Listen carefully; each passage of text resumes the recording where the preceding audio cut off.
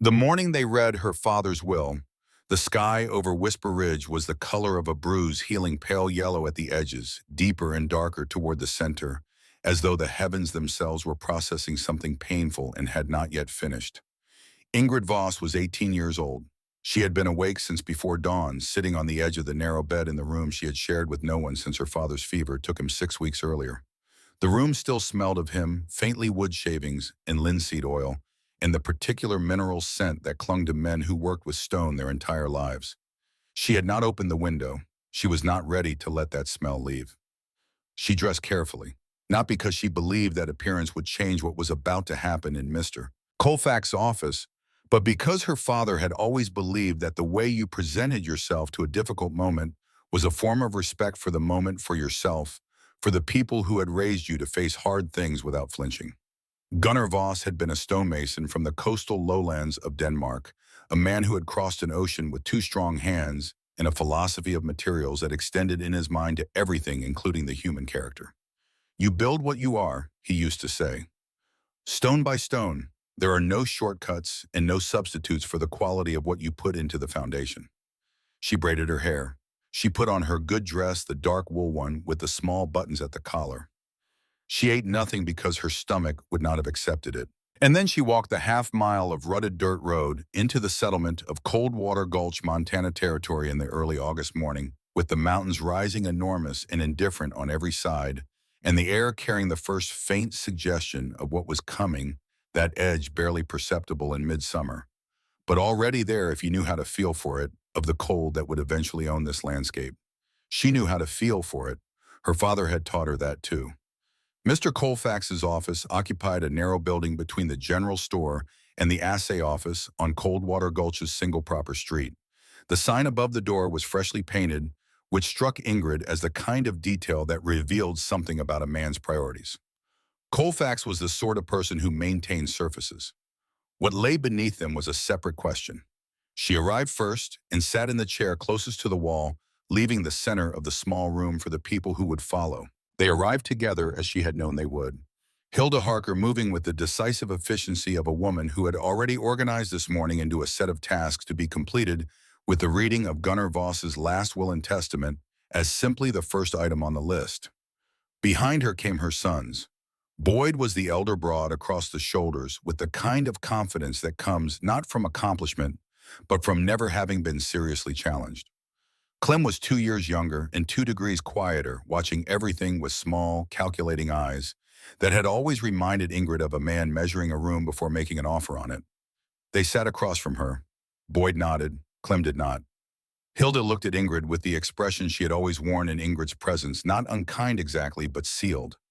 The expression of a woman who had made a decision years ago about how much warmth could be reasonably extended in a particular direction and had never revisited it.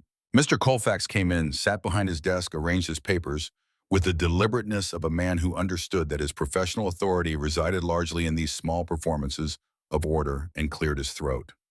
He began to read. The language of legal documents has a particular quality. It smooths everything into the same neutral register, so that the sentence granting a man's wife and stepsons 160 acres of good pasture land sounds structurally identical to the sentence granting his daughter something else entirely. Colfax read both with the same measured intonation, pausing in the same places, modulating his voice with the same careful absence of emphasis. To my beloved daughter Ingrid, he read, I leave the 40-acre plot on the north slope of Whisper Ridge and the line shack thereupon, along with her personal effects, in $100 for her establishment. From across the room, Boyd shifted in his chair. It was not a large movement, but Ingrid caught it, the almost involuntary relaxation of a body that had been holding a small amount of tension in reserve against the possibility of surprise and was now releasing it. There was no surprise. The tension was unnecessary. Everything had proceeded according to the arrangement they had anticipated. Ingrid sat with her hands folded in her lap. The 40-acre plot on the north slope of Whisper Ridge. She knew the land, had passed it 100 times on rides and walks through the territory around her father's homestead. Everyone in Coldwater Gulch knew it.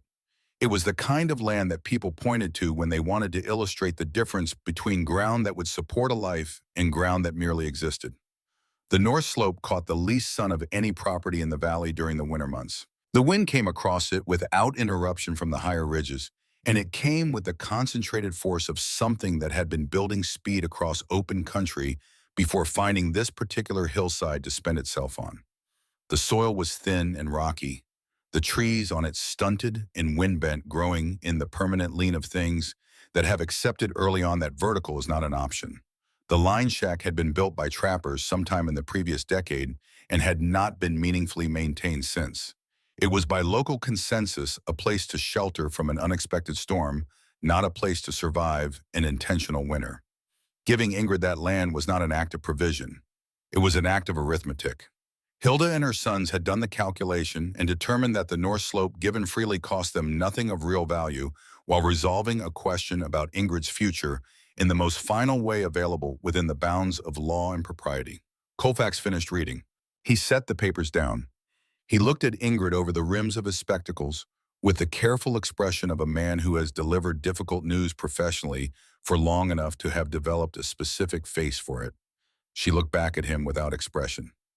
"Miss Voss," he said, "if you'll sign here." She stood. She crossed to the desk. She took the pen he offered. Her hand was steady. She had promised herself it would be, and she was her father's daughter, which meant that promises she made to herself were the category she kept most rigorously. She signed. She returned to her chair while Hilda and Boyd and Clem completed their own portions of the paperwork. She listened to the scratch of pen on paper and the occasional murmured exchange between Colfax and Boyd regarding some detail of the property transfer, and she thought about her father, about his hands, which were the largest and gentlest hands she had ever seen on a human being, capable of setting a stone with a precision that other masons marveled at, and also of braiding her hair when she was small with a patience and care that seemed entirely at odds with the scale of them. When the Harkers had finished and risen and were moving toward the door with the forward momentum of people who have concluded their business and are already mentally at the next item, Ingrid spoke. "Mr. Colfax." Everyone paused. Colfax looked at her. "Did my father leave anything else outside of what was included in the will itself?" She kept her voice neutral. "Curious, not demanding. Any personal correspondence, any document he may have deposited with you separately?" Colfax was quiet for a moment. It was a particular kind of quiet, not the quiet of someone who has nothing to say, but the quiet of someone deciding what they are going to say. She watched him open the bottom drawer of his desk. Behind her, she heard Hilda Harker's breathing shift almost imperceptibly. Colfax produced a small book. It was bound in dark leather that had been softened by handling, the kind of softening that takes years of daily contact to achieve a book that had been carried, consulted, held. He set it on the desk between them. "Your father deposited this with me approximately 3 months before he died," Colfax said. His voice had changed slightly, the professional neutrality still intact, but something beneath it that was not neutral at all. He left specific instructions. It was to be held separately from the will. It was to be given to you and only to you after all documents pertaining to the estate had been signed. He paused. "He said you would know what it was." Ingrid picked it up. The leather was warm from being in the drawer, or perhaps it only felt that way. She did not open it. She held it in both hands for a moment, feeling the weight of it, which was both the physical weight of paper and binding, and something else entirely that she did not have a word for yet. She looked up. Hilda was still in the doorway. The woman's face was arranged in its usual sealed expression, but her eyes had moved to the small book with an attention she could not quite suppress, the attention of someone who has just discovered the existence of something they were not aware of and are rapidly recalculating. Ingrid held Hilda's gaze for 3 seconds. Then she put the book into the pocket of her dress, thanked Mr. Colfax, and walked out the door. She did not open the book that day. She did not open it the next morning when she loaded her belongings, which were not many, and which fit into a single trunk and 2 canvas bags, onto the small wagon that Colfax had arranged for her use, the one concession to practicality that the estate's executor had offered. She drove the wagon north out of the valley proper and up the rising ground toward Whisper Ridge, and she did not open it because she understood with the instinct of a person who has learned to be careful about the timing of things that whatever her father had written in that book would require her to be in a specific state of mind in a specific place before it could be received properly. She needed to see what she was dealing with first. The approach to the North Slope was a road in only the most charitable interpretation of the word, a track left by the passage of the trappers' wagons years before compressed into two parallel indentations in the rocky soil that had never been improved or maintained and had spent the intervening years returning with the quiet persistence of wild things to something more like wilderness than road. The line shack appeared around a stand of wind-bent pines, and Ingrid pulled the wagon to a stop and sat on the bench and looked at it for a long time without moving. She had heard the descriptions. She had the mental image that years of occasional local commentary about the North Slope property had assembled in her mind. Neither the descriptions nor the image had been adequate preparation for the reality. It was a crude boss of mismatched logs, some of the original timber having been replaced at various points with whatever material was available at the time, sections of different diameter, and cuts some peeled and some not assembled, with the practical urgency of men who needed shelter against an immediate storm and had not concerned themselves with the structural quality of what they were building because they didn't intend to stay. The chinking between the logs, the mud and moss filler that was supposed to seal the gap and keep the weather outside had dried and contracted and fallen away over the years, in chunks, leaving gaps through which Ingrid could see the pale August sky from 20 feet away. The roof was sod over rough timber, the oldest and most forgiving form of roofing available to people without resources, and it had the advantage of actually functioning more or less under normal precipitation conditions. What it did not have was any meaningful structural integrity against the weight of a serious Montana winter snowfall or any insulating value beyond the basic thermal mass of the soil itself, which in these temperatures was a mixed blessing at best. The foundation was the thing that held her gaze longest. Every building she had ever lived in, every structure her father had ever built or worked on, had a foundation that was designed with the understanding that the connection between a building and the ground it stood on was the most important relationship in architecture. Get that relationship wrong and nothing above it could compensate for the error. Her father had spoken about this so often and with such conviction that it had become part of how Ingrid understood the physical world as a set of relationships between materials, each one dependent on the quality of every connection below it. The line shack had no foundation in any meaningful sense. It had a ring of loose stacked river stones arranged around its perimeter, fitted together without mortar, each one sitting on the surface of the ground with no deeper anchorage. The stones did not support the structure so much as suggest a boundary between the structure and the world around it. The floor joists sat directly on these stones, and the floor planks sat on the joists, and the walls rose from the floor planks, and the entire arrangement was held together primarily by its own weight and the optimism of its original builders. The wind, even in August, even in the relative warmth of a Montana summer afternoon, found every gap in the log walls without apparent effort. She could feel it moving through the structure as she walked inside, not dramatically, not as a gust, but as a constant presence, a slow and patient migration of outside air through the interior of the building, as though the shack had no opinion about where its boundaries were, and the wind shared that ambivalence. She stood in the center of the single room and looked at the small cast-iron stove in the corner, left by the trappers still functional from the look of it, and she did the calculation that her father would have done. She calculated the volume of space that stove would need to heat. She calculated the rate at which heat would escape through the gaps in the log walls and the imperfect seal of the sod roof. She calculated what it would take to maintain a survivable temperature inside the structure when the temperature outside dropped to the ranges that Montana Territory was capable of producing in January, when the wind came off the high ridges with nothing to slow it and the world contracted to the distance between your body and the nearest source of warmth. The numbers did not favor survival. She brought her trunk and her bags inside. She laid out her bedroll.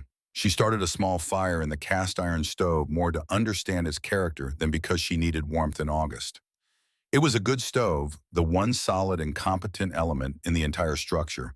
She fed it methodically and watched how it drew, how the heat moved from it through the room where it collected and where it didn't. The heat rose. As heat does, as heat always does, it rose toward the ceiling and accumulated there, uselessly warming the sod and the already warm summer air near the rafters, while the air near the floor remained noticeably cooler, even with the stove burning steadily. She sat on the floor with her back against the wall and placed her bare hand flat on the planks and felt what she felt. The ground was coming through. Not aggressively, not yet. It was August, and the earth beneath the shack still held the summer's warmth in its upper layers, the accumulated thermal memory of 4 months of sun.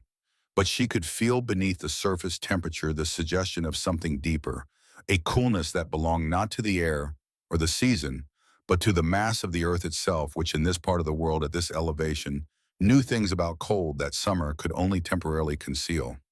She sat with that feeling for a long time. Then she reached into her dress pocket and took out her father's book. The first pages were not what she expected. They were not as she had half anticipated instructions about the property or the 40 acres, or the practical arrangements of her inheritance. They were something more personal than that and more considered, and reading them in the fading August light inside a shack that was beginning to show her, even in summer, the outlines of its inadequacy, she understood why her father had timed their delivery the way he had. He had not written for a general audience. He had written for her specifically and entirely with the knowledge of who she was and what she knew and what she would need. My Ingrid, the first page read in his careful and somewhat formal hand, the hand of a man who had learned to write in a second language and had brought to the acquisition of that skill the same methodical attention he brought to everything. If you are reading this in Colfax's office, then put it in your pocket and take it somewhere quiet. What I have written here is not for that room or those ears. It is for you in a place where you can think. She had not read it in Colfax's office. She had known without being told. She read on. She read for 2 hours as the afternoon light changed and dimmed, and the small fire in the cast iron stove found its rhythm. The book was 40 pages long, written in her father's careful hand on both sides of each page, and it contained everything he had wanted to tell her that the circumstances of his life and her childhood in the presence of other people had prevented him from saying directly. He wrote about the North Slope. He told her he knew she would receive it, had known for some time that this would be the outcome of his death, given the dynamics of his household and the practical nature of Hilda Harker's understanding of inheritance. He did not write about this with bitterness. He wrote about it with the practical clarity of a man who has assessed a situation and moved on to considering what can be done about it. He wrote about what can be done about it. He wrote about a place he had grown up in on the coast of Denmark, where the winters came in from the sea with a cold that was different from the cold of an inland mountain territory, but which operated on the same fundamental principles. He wrote about the builders he had known in that country, not the fashionable architects who designed the homes of the wealthy, but the practical builders of fishing communities, men who had spent generations learning how to construct shelter in conditions that did not forgive mistakes. He wrote about what those builders understood that most builders elsewhere did not. The problem with a cold floor, he wrote, is not what most people believe it to be. Most people believe the cold comes from the air, from the wind finding gaps in the walls, from the inadequacy of the fire. And these things are real, but they are not the fundamental problem. The fundamental problem is conduction. It is the direct transfer of cold from the ground into the floor through everything that connects them, the foundation stones, the floor joists, the planks themselves. The earth in winter, especially here, becomes something very close to a solid block of ice many feet deep. That block of ice is in direct contact with the underside of your floor. No matter how hot your fire burns, the warmth it produces travels down through the wood and the stone and vanishes into the earth, which has an almost limitless capacity to absorb it. You are not heating a room. You are heating the earth beneath Montana. She stopped reading for a moment. She placed her hand on the floor again. She felt what was there, not dramatically, not catastrophically in August, but present. The suggestion of the earth's vast patience, its indifference to her fire. She read on. He wrote about the solution those coastal builders had developed through generations of cold and observation, and the particular genius that emerges when people are forced by circumstance to think carefully about problems they cannot afford to solve incorrectly. He wrote about the principle of uncoupling, of separating a structure from the frozen surface of the ground by creating a barrier between them that interrupted the conductive transfer of cold. He described the trench. He described it in the same way he described everything practical, with the specificity of someone who knows that vague principles are useless to the person actually holding the tools. He gave dimensions. He gave depths. He explained why depth mattered more than width in terms of reaching below the frost line to the stable thermal layer of deep earth, which maintains a relatively constant temperature year-round, regardless of what the surface above it experiences. He explained why the fill material mattered and what properties to look for, not density, but porosity, the creation of countless small pockets of still air, because still air is the most effective thermal insulator available to someone working without industrial materials. He wrote about rye straw and pine needles and the specific way they should be layered and capped to keep them dry. He wrote about slope, about drainage, about why a wet insulating layer is worse than no insulating layer. And then on the last page of the book, in handwriting that was slightly larger than the rest, as though he had wanted these words to be readable in poor light, in difficult circumstances, in the kind of conditions where a person might be reading while cold and tired and uncertain. You will think the project is too large. You will look at the shack and the ground in the coming winter and the scale of what needs to be done, and you will feel the gap between what you have and what is required. That feeling is not a signal to stop. It is a signal that you are understanding the problem correctly. Anyone who does not feel that gap has not fully grasped what they are facing. Do the work anyway. Dig deeper than you think you need to. The ground remembers the summer, Ingrid. It holds the warmth of it far below the surface where the winter cannot reach. You just have to give it a thick enough coat and a place to breathe. Your father who built things out of stone and taught you everything that matters. She closed the book. She sat in the dim interior of the shack for a long time, holding the closed book in both hands, looking at nothing. Outside, the August evening was settling over Whisper Ridge, with the particular quality of evenings at elevation, the temperature dropping faster than it does in the valley, the light going horizontal and golden before disappearing entirely, the sounds of the day's insects replaced by the sounds of the nights, which were different and fewer and somehow more serious. She was thinking about her father's hands, about the way those hands had moved when he was working, not quickly, not with the performative efficiency of men who want to be seen working, but with a deliberate and economical precision that revealed to anyone who looked carefully a profound understanding of material and force and the consequences of errors in either. She had watched him set stones her entire childhood. She had watched him assess the condition of a surface, determine the correction it required, and apply that correction with a certainty that came not from arrogance but from knowledge, from the kind of deep embodied knowledge that only comes from paying full attention to something for a very long time. He had watched her pay the same attention to things. He had noticed and named it and told her that this quality was the most valuable thing a person could develop, more valuable than strength or speed or social facility, because it was the foundation on which everything useful was built. She thought about the north slope outside, the 40 acres that everyone in Coldwater Gulch agreed was worthless, the shack that everyone agreed was a coffin waiting to be sealed. She thought about what her father had just told her about foundations. The next morning, she did not reach for the axe that was hanging on the wall beside the door. She had purchased it in anticipation of the need for firewood, which was real, and which would eventually require addressing. But not this morning. This morning, she walked to the corner of the shack, where a long-handled shovel leaned against the wall, left by the trappers, along with the stove, as part of the minimal domestic infrastructure they had assembled for their occasional use of the place. She took the shovel. She walked outside into the cool August morning, and she stood in front of the shack and looked at it carefully the way her father had looked at surfaces he was preparing to work on. She measured 2 feet from the front wall of the shack, pressing the toe of her boot into the rocky soil to mark the line. Then she raised the shovel and brought the blade down into the earth. The topsoil was thin and gave way quickly. Below it was a dense clay-heavy earth threaded with stones, the kind of ground that resists intrusion, that has its own opinion about being disturbed, and makes that opinion known through the jarring impact transmitted up the handle of every strike. It was not the worst digging she could have imagined. It was considerably worse than the best.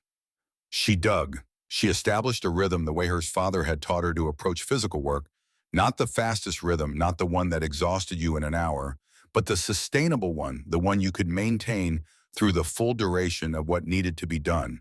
Steady, patient, present with the work rather than thinking ahead to its completion. The mountains rose around Whisper Ridge in the middle distance, enormous and permanent, wearing the snow on their upper reaches that never entirely left even in August. The sky above them was the deep, clear blue of high altitude, the kind of blue that photographers and painters traveled long distances to find. A hawk turned slow circles on the morning thermals above the ridge regarding the landscape below, with the comprehensive disinterest of a creature that has no investment in human concerns. Ingrid dug, and she thought about foundations. She was perhaps 2 hours into the work the trench before her extending along the front wall of the shack to a depth of perhaps 18 inches when she heard hoofbeats on the track from the valley. The rider was a rancher she recognized but did not know well, a man named Pruitt, who ran cattle on the flats below the ridge, and who had the weathered, watchful look of someone who had been in Montana territory long enough to have strong opinions about everything that happened in it. He pulled his horse to a stop at what he apparently decided was a comfortable distance for observation, and sat there for a moment taking in the scene. The girl, the shovel, the growing trench. "What in creation are you doing?" he asked. His voice carried the tone of a man who has asked this question primarily because he cannot resist, not because he expects a useful answer. "Improving the foundation," Ingrid said. She did not stop digging. He stared at her for another moment. "Looks more like you're digging a grave." He shifted in the saddle. "You do better chopping wood. Winter don't forgive, and you've got a long ways to go before you're ready for it." She kept her rhythm. Scrape, lift, turn, the displaced earth growing in a careful pile to her right, the trench deepening by inches. He shook his head in the particular way of people who have looked at a situation, found it incomprehensible, and determined that the incomprehension reflects poorly on the situation rather than on themselves. Then he turned his horse and rode back down toward the valley. By evening, that story had traveled every conversation available to it in Coldwater Gulch. She could not hear it happening, but she understood it as a certainty because she knew how small communities process anomaly immediately, comprehensively, with the collective energy of people for whom the unusual is both entertainment and a source of categorical information about the nature of things. The name arrived 2 days later, carried back to her on the lips of a woman from the settlement who had come ostensibly to see how she was faring, and actually to satisfy the curiosity that had been building since Pruitt's report. The woman said it with a kind of apologetic brightness that people use when they are repeating something unkind that they find entertaining. "Digger Ingrid." Ingrid nodded. She thanked the woman for coming. She went back to her trench. She was not unaffected by the name. She was 18 years old, and she had been in this settlement long enough to understand that the relationship between a person's reputation and their practical circumstances was not abstract, that what people believed about you shaped how they treated you, and how they treated you shaped what was possible for you in ways that were sometimes difficult to counteract through individual effort alone. But she was also her father's daughter, which meant she had a particular relationship with the opinion of people who had not thought carefully about the problem at hand. She dug. 10 days into the work, Hilda Harker arrived. She did not come alone. Boyd rode beside her, and they came up the track in the late afternoon with the purposeful energy of people who have a specific object in view. Ingrid saw them coming from the top of the ridge, where she had been assessing the slope of the surrounding land, thinking about drainage and the way water would move across the surface of the berm she was planning to build. She came down to meet them. Hilda looked at the trench, which now extended along the full front wall of the shack, and partway around each side, 3 feet deep and 2 feet wide, its raw earth walls showing the geological history of the ridge in horizontal bands of different materials. Then she looked at Ingrid. "This is what you've been doing," she said, not a question. "Part of it," Ingrid said. Boyd reached into his coat and produced a folded document. He held it out toward her with the practiced gesture of a man who has rehearsed this moment. "We've had Colfax prepare a purchase agreement. $80 for the 40 acres as his clean transfer. You take the money and the personal effects, and you start somewhere more suitable." He had the tone of someone offering a reasonable solution to a problem that he has decided he is generous for addressing. $80, $20 less than the 100 she had inherited for land that her father had left to her. She looked at the document without taking it. She thought about what her father had written, about the principle of uncoupling, about the difference between fighting a problem and understanding it deeply enough to remove yourself from its path, about foundations and the difference between what is visible above ground and what is doing the actual work below it. "No," she said. Boyd's expression went through several rapid adjustments before settling on a version of patience that was clearly effortful. Ingrid, be practical. This land, no, she said again. The same word, the same tone, not raised, not defensive, simply the answer to the question that had been asked. Hilda looked at her for a long moment. Something moved in the woman's face, not softness, not regret, but something that Ingrid recognized after a moment as the particular attention of a person who has encountered a situation that does not behave according to their model of it. She looked at the trench, she looked at Ingrid. Then she turned her horse. Boyd folded the document back into his coat. He looked at the trench once more at its depth, its precision. The careful pile of displaced earth maintained in the exact position to be useful for the later stages of the work, and something in his expression shifted slightly before he controlled it. Then he followed his mother down the track. Ingrid stood and watched them go until they were small against the valley below, and then she went back to her shovel. 3 days after the Harkers' visit, Silas Drummond came. She heard about his impending visit the evening before from Webb, a young man who worked for Drummond and who had stopped by the shack ostensibly to water his horse at the creek, and actually she understood to get a look at the trench that the entire settlement was by now discussing. Webb was not unkind. He told her with the slightly uncomfortable candor of someone who feels they owe a person a warning that Drummond was coming up in the morning, that several people in the settlement had asked him to, that his opinion on the matter of Ingrid's project would be in the minds of everyone who heard it definitive. She thanked him. She slept well that night, which surprised her somewhat. She was not without anxieties about what the morning would bring. She was 18 years old and alone on a north slope in Montana Territory, and winter was coming with the mathematical certainty of astronomical events, and nothing about her situation was uncomplicated. But she had her father's book. She had the trench, which was now nearly 4 feet deep along its longest sections, the shovel blade finally finding the different quality of soil that existed below the frost line, denser, darker, holding a coolness that was stable rather than seasonal, the temperature of the deep earth's long memory. And she had her father's voice in her head, which had been there her entire life and which had not left when he did. Drummond arrived mid-morning. He was everything his reputation suggested, a large man wide in the shoulders and deliberate in his movements, with a beard that had gone substantially gray and hands that had built so many structures over so many years that they had acquired a permanent set, the fingers slightly curved, even at rest, as though they were always in the process of gripping something. He had the particular authority of a person whose competence is so well established in their community that their opinions on related subjects are received as nearly interchangeable with fact. He dismounted and walked the perimeter of the trench without speaking, his hands clasped behind his back, his head bent in the attitude of a man conducting a professional assessment. He looked at the depth. He looked at the width.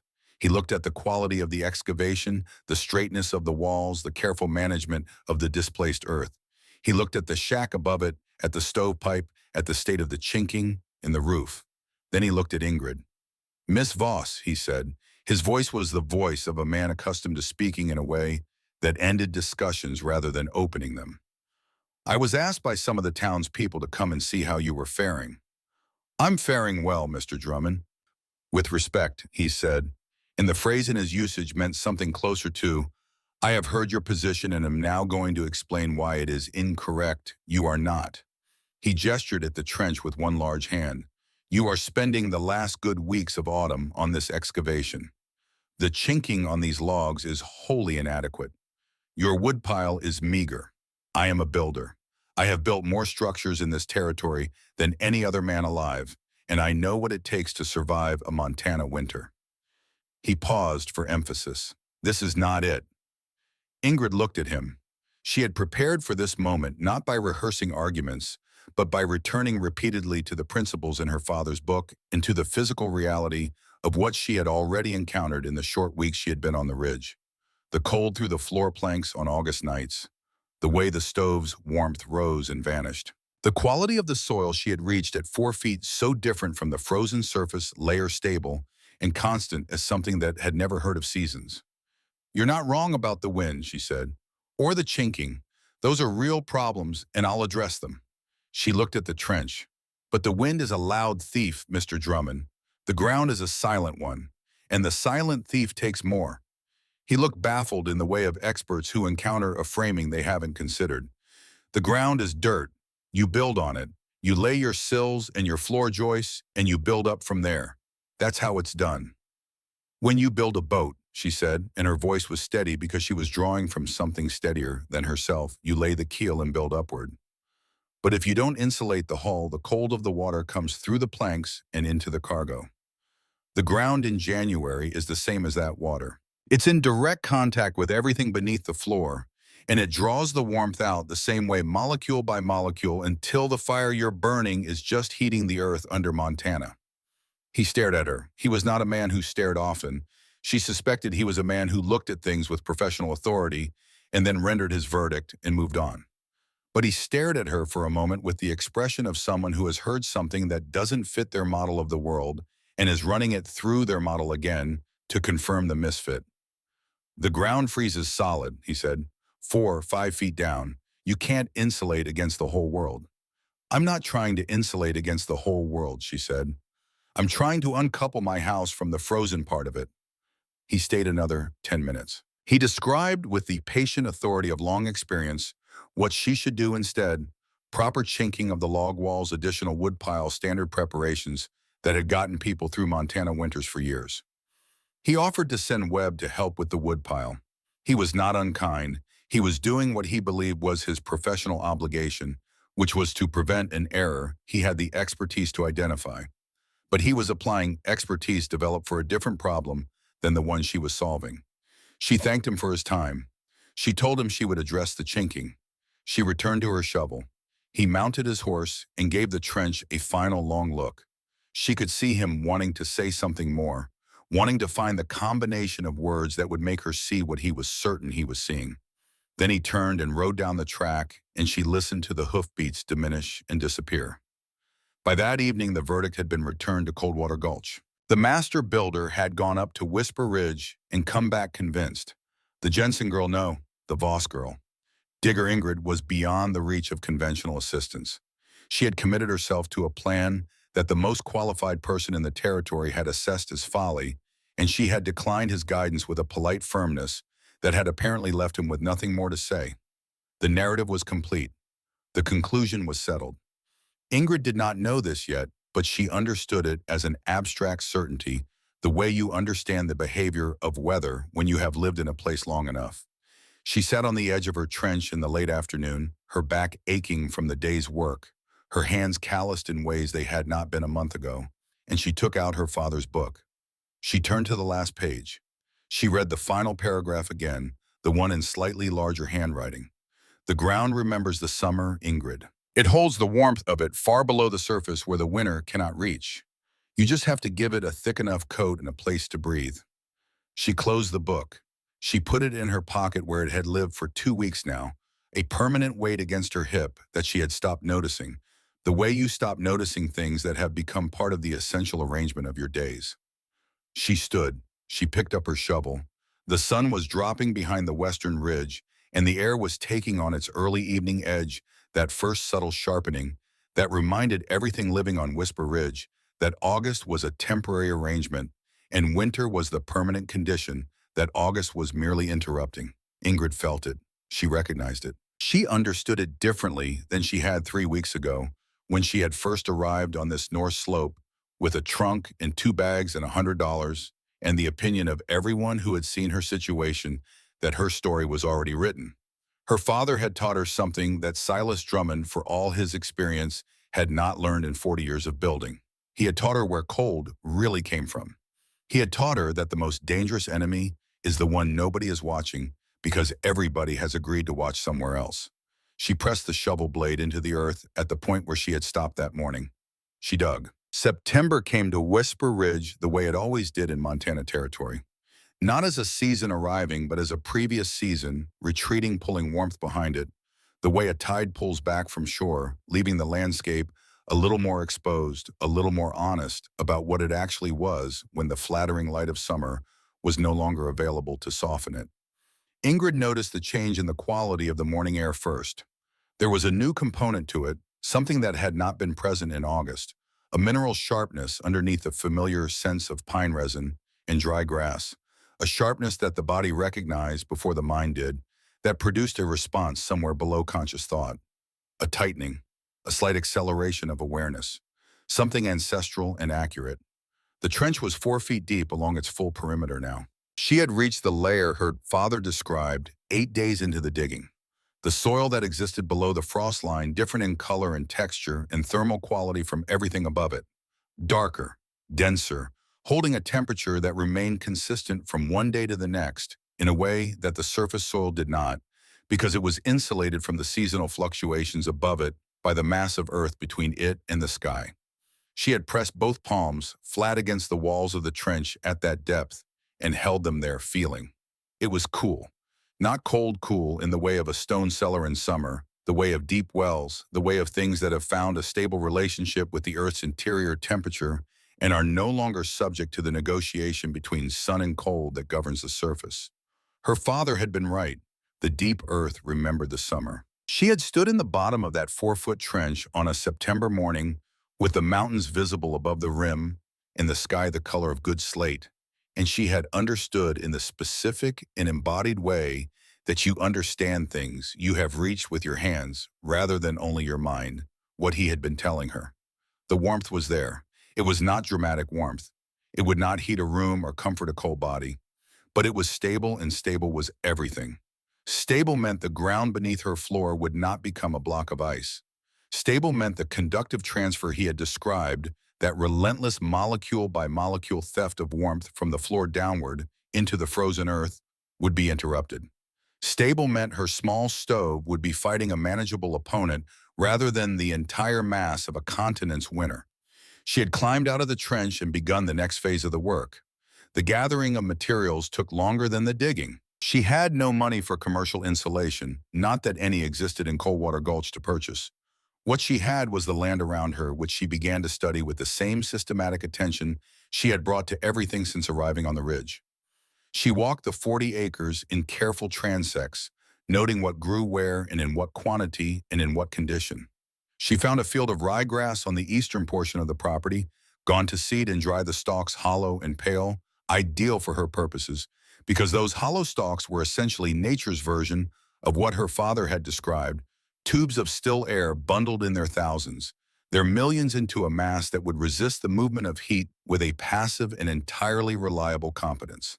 She harvested it by the armload day after day and brought it back in the wagon and stacked it near the shack in covered piles to keep it dry. Dryness was paramount. Her father had written about this with the particular emphasis he reserved for things that could not be compromised. Wet insulation conducts heat almost as efficiently as solid earth. The moisture fills the air pockets that are the entire point of the material, transforming an insulator into a conductor, turning your protection into its opposite. Keep it dry. Whatever else, keep it dry. She spent 3 days in the pine forest that occupied the western third of her property gathering fallen needles. Not the green ones still on the branches, those would retain moisture and decay. The fallen ones dry and brown layered on the forest floor in beds that had been accumulating for years. She filled the wagon repeatedly and brought load after load to the piles beside the shack. Pine needles share the structural principle of the rye straw, 1,000 tiny overlapping surfaces trapping air between them, creating a matrix of insulating pockets that cold cannot easily penetrate. She cut branches from the scrub willow along the creek and stripped them and bent them into crude retaining frames, not elegant, not the work of a trained builder, but functional, which was the standard her father had always applied. Does it do what it needs to do? That was the question. Aesthetic considerations were for buildings that had already solved their fundamental problems. It was during the second week of September, on a morning when the first overnight frost had laid a thin white suggestion across the grass, and the higher peaks were wearing new snow on their upper faces, that Petra Falk appeared. Ingrid was kneeling beside the trench, tamping the first layer of rye straw into place against the foundation stones with careful, methodical pressure when she became aware of being watched. She turned. At the edge of the clearing, standing beside one of the wind-bent pines with the particular stillness of a child who has decided to observe something and does not want to disturb it, was a girl of perhaps 9 years. Small, dark-haired, wearing a dress that had been let down at the hem, twice the evidence of 2 previous lengths still faintly visible in the fabric. She had large, watchful eyes and the expression of someone who has spent enough time in the company of adults who were preoccupied with serious things that she had developed the ability to wait without fidgeting. Ingrid recognized her after a moment. She was the daughter of Britta Falk, the widow who occupied the nearest homestead to the ridge, perhaps a mile down the slope, close enough to be a neighbor, in the generous Montana definition of that word, far enough that they had not had occasion to speak more than twice. "You can come closer," Ingrid said, "if you want to see what I'm doing." The girl approached. She stopped at the edge of the trench and looked down into it with the focused attention of someone encountering something genuinely new and finding it interesting rather than alarming. "What is it for?" she asked. Ingrid sat back on her heels and considered how to answer. She was not accustomed to explaining her project. The people who had come to see it had come with their conclusions already formed, requiring refutation rather than explanation. A 9-year-old who simply wanted to understand was a different kind of audience. "The ground in winter gets very cold," she said. "It freezes deep down, and when it's frozen, it pulls the warmth out of a house through the floor, like the way a cold stone pulls the warmth out of your hand when you hold it." She gestured at the trench. "This is to stop that. I'm putting something between the frozen ground and the floor of the house so the warmth can't travel from one to the other." The girl looked at the trench, then at the piles of straw and pine needles, then at the shack above them with its imperfect walls and its battered stovepipe. She was making connections. Ingrid could see it, the slow, careful assembly of a logical relationship between things. "Like a coat," she said. Ingrid looked at her for a moment. "Yes," she said, "exactly like a coat." The girl, her name was Petra. She offered this information with the directness of children who have not yet learned to withhold basic facts about themselves, came back the next morning. She stood at the edge of the work area and watched. She came back the morning after that. On the fourth morning, she picked up a small piece of branch that Ingrid had trimmed from a willow frame and began to help tamp straw into place along a section of trench that Ingrid had not yet reached. Ingrid said nothing. She handed Petra a slightly larger piece of branch, and they worked side by side in the September morning, without speaking, the only sounds the wind across the ridge and the soft compression of dry straw accepting pressure. She had not expected company. She had not known she needed it. But there was something about the presence of this quiet, observant child that changed the quality of the work in a way Ingrid had not anticipated. She had been working in the particular isolation of someone who is committed to a course of action that the world around them disagrees with, a productive isolation, a determined one, but an isolation nonetheless with its own particular weight. Petra did not change Ingrid's certainty about what she was doing, but she changed the experience of doing it in a way that was difficult to articulate and entirely real. One morning near the end of September, Petra sat on the rim of the filled trench while Ingrid worked on the outer retaining layer and asked with the matter-of-fact curiosity that was her primary mode whether Ingrid was afraid of not surviving the winter. Ingrid considered the question with the seriousness it deserved.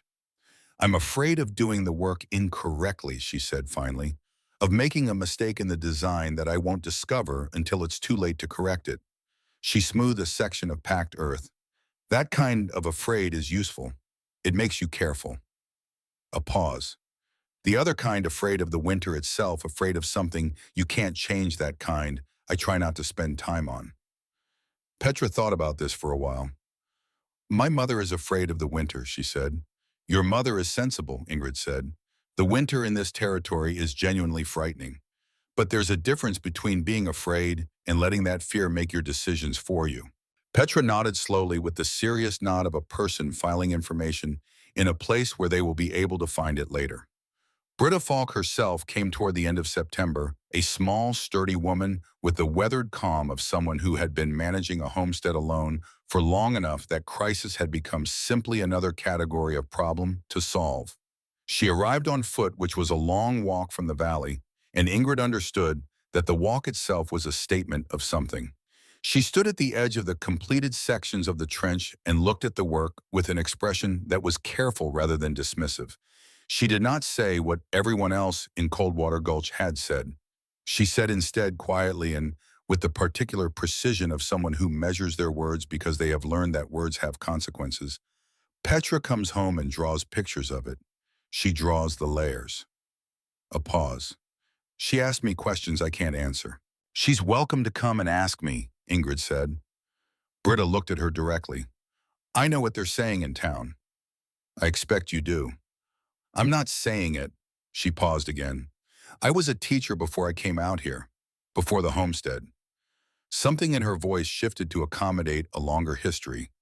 I know the difference between someone who is wrong and someone who is thinking about something in a way that most people haven't considered.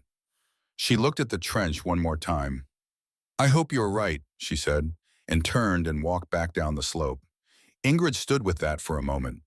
In the weeks since arriving on Whisper Ridge, it was the closest thing to support she had received from anyone in the settlement. It was not much, but it was not nothing. The work entered its second phase in the first week of October. The digging was done, the materials were gathered and staged. Now came the filling and the construction of the layered thermal barrier that her father had described with such specific care. She worked from the inside out, from the foundation stones outward toward the trench's outer wall. First, the dense rye straw packed tight against the stone, 2 feet thick, creating the primary insulating layer. Then the willow branch retaining frame on the outer side, crude but sufficient, holding the shape of what would come next. Then the pine needles looser, springier, filling the space between the straw layer and the outer frame with a secondary barrier that would add depth and resilience. Then the earth. She shoveled the displaced soil back in from the pile she had maintained throughout the digging, working carefully, packing as she went, building the slope. She had planned a gentle grade angling away from the shack's walls so that water and snowmelt would be directed away from the structure rather than toward it. The sod she had carefully cut and set aside at the beginning of the excavation went back on top, fitting back into place with imperfect but functional coverage. When it was done, the shack looked different. She stood at the edge of the cleared ground and looked at it in the October light, the low golden light of a season beginning its serious descent toward winter, and she saw what she had built. The foundation was buried. The loose river stones were completely hidden beneath a wide, gently sloping berm of earth that rose against the shack's walls and then angled away, covered in the pale brown of replaced sod. The structure no longer looked as though it had been set down on the land by someone in a hurry. It looked as though it belonged there, as though it had grown there, or perhaps sunk slowly into the hillside over many years, settling into the ground the way things settle when they are finally in the right place. Her father's words came back to her. The cabin no longer looked like it was sitting on the land. It looked like it was growing out of it. That was the phrase. That was exactly the thing she was seeing. She built a fire that evening and sat on the floor and placed her hand flat against the planks and felt what was there. The change was not dramatic. It was not warm. The floorboards were cool beneath her palm in the way of any wood surface in October in Montana. But the quality of the coolness was different. It was static. It was not drawing warmth from her hand with the aggressive patience of surface earth in contact with everything above the frost line. It was simply cool in the way of a neutral material that has no particular agenda regarding the temperature of things it touches. She held her hand there for a long time. The silence of Whisper Ridge was its own presence. On clear nights with the wind down, it was the kind of silence that people who have spent their entire lives in populated places never quite encounter, not the absence of sound, but a positive quality of stillness, that the land itself seemed to generate something vast and old and indifferent to the small drama of a young woman sitting alone in a shack on a north slope, testing a theory she had inherited from a dead man. She thought about him, about the evenings in their kitchen when he would sit with his tools cleaned and his hands washed and his face carrying the settled quality of a man who has spent his day doing work that matters, and he would talk. Not always about practical things, sometimes about his homeland, about the coast and the sea and the gray winter sky over the water, about the people who had lived there for generations and what they had learned about cold and warmth and the relationship between a human body and the physical world that surrounded it. He had spoken those things not as history or sentiment, but as information, as things worth knowing, things that might one day prove useful to the people sitting across the fire from him. He had been preparing her. She understood that now in a way she had not understood it when it was happening, because when it was happening, she had assumed it was simply the way fathers talk to their children. She understood now that he had known something she hadn't about the contingency of their lives, about the arrangements that would likely follow his death, about the specific type of challenge that his daughter might face in a specific type of place with a specific set of resources. He had prepared her for exactly this. October deepened. The aspens on the lower slopes went to gold, and the gold fell, and the branches were bare within a week the way the aspens always were brief in their color, as though they were embarrassed by the extravagance of it. The first snows came to the highest peaks and did not leave. The mornings began to arrive with a deliberateness that summer mornings never had, a seriousness of intent, a quality of purpose that made you understand the season differently than the calendar did. It was in the second week of October that Boyd Harker came back. He came alone this time without Hilda, which told her something about the nature of the visit before he had said a word. He came in the mid-afternoon when the light was already going horizontal on the ridge, and he sat on his horse at the edge of the clearing and looked at the shack and then at Ingrid for a long moment before dismounting. He was different this time. The first visit had carried the confident energy of a man delivering a proposal he expected to be accepted. This visit carried something more considered, something that had been prepared, she thought, over a period of days, worked out and refined until he was satisfied that he understood the landscape of it. I had Colfax do some research on the property, he said without preamble. He reached into his coat, but he did not produce the same folded document as before. He produced instead a hand-drawn map, a surveyor's notation, or something approximating one. There's a spring-fed creek running through the northeast corner of the 40 acres. Year-round, doesn't freeze below a certain point, even in the worst winters. He held the map out toward her. That has value, real value, more than the land itself. She did not take the map. The offer is $150, he said. Clean, legal. Colfax draws it up, you sign, and you walk away with enough to set yourself somewhere with a proper future. $150. More than she'd been left by her father's entire estate. More than most people in Coldwater Gulch would earn in 3 months of honest labor. She understood that he had done his arithmetic and arrived at a number designed to exist precisely at the boundary of what she could reasonably refuse, large enough to be genuinely tempting, small enough to represent a significant profit margin once he sold the water rights that the creek represented. She also understood, hearing the number, something she had not fully articulated to herself before this moment. The Harkers had always known the land had value. The water, the creek, the 40 acres of North Slope that everyone agreed was worthless had a year-round water source that made it something else entirely to people who were thinking about cattle and the long, dry summers that came every few years in this territory. They had known. And they had waited for Gunnar Voss's daughter to either die or despair and abandon it, and they had been patient about it because patience costs a wealthy family nothing. Her father had known this too, she realized. He had bought the land through different means, not cash, not the kind of transaction that left records, and he had left it to her, specifically not to his wife, not to the estate in common, because he had understood that the creek made it worth fighting for, and he had wanted her to have something worth fighting for. He had given her more than a shack and a theory about foundations. He had given her water. Boyd was watching her process this. He was not unintelligent. He could see something moving behind her expression, though he probably couldn't name it. If something were to happen, he said, and his voice had shifted slightly, become more careful, more deliberate, before winter's out, if the place proved uninhabitable, the land would revert to territorial disposition, which would mean a public sale, a pause precisely calibrated, at a significantly lower price than what I'm offering you now. The air on the ridge was very still. Somewhere above them on the upper slope, a branch cracked in the cold with a sound like a distant shot. She looked at Boyd Harker, and she thought about her father's voice in the book, in the final pages, in the handwriting, slightly larger than the rest. The ground remembers the summer. You just have to give it a thick enough coat. Her hands had gone tight at her sides. She felt it not as fear, but as the particular physical signature of anger that she had learned from a lifetime of being in situations that required composure to manage carefully before it showed on her face. She breathed through it. She let it settle into something cooler and more useful. No, she said, the same words she had given him in August, the same tone. He held the map for another moment. Then he folded it and put it back inside his coat and mounted his horse without the false pleasantnesses his mother had maintained through similar moments. He looked at the shack, at the completed berm, the replaced sod, the structure that no longer looked like a ruin sitting on the surface of the land, and something crossed his face that she could not quite name. Not respect, not quite, but perhaps the beginning of a recognition that the situation was not arranged the way he had assumed it was.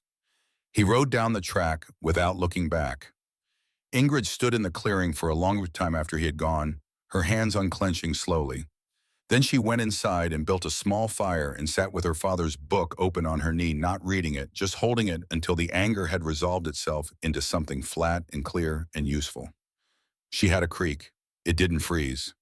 And now she knew that Boyd Harker knew she knew.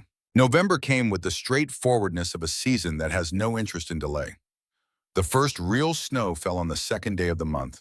Not a dusting, not a suggestion, but several inches of actual commitment arriving overnight and still falling, when Ingrid opened the door at first light and stood in the doorway, looking at a landscape that had been fundamentally revised while she slept.